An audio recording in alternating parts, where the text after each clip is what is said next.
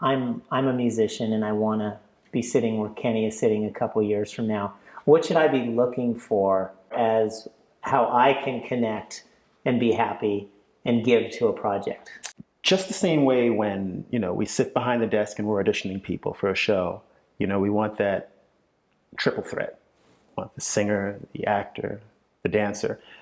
In the music department, somewhat it's the same. A lot of the hats sometimes have to be worn by the same person. So sometimes the music director has to be the copyist in a reading, and he has to be, the orchestrator, and he has to be the arranger, and he has to do the vocal arrangements.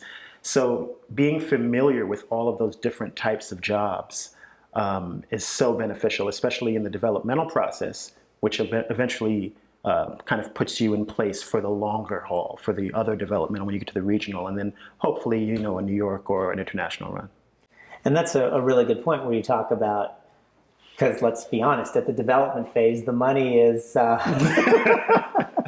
let's just say you'd probably be making more handing out flyers in Times Square than you do when you're working on the development phase. But you in essence are putting your stamp on that production. Absolutely. And I mean, at that point, you really start to fall in love with the project. There are some projects that you just fall in love with and you're like, you know what, I want to work on this. And you can see it down the line. And you have to have somewhat of a belief in the project that you're working on. What do you do to keep, again, the balance between professional versus spontaneous? Well, musical theater, anything happens. You know this for a fact.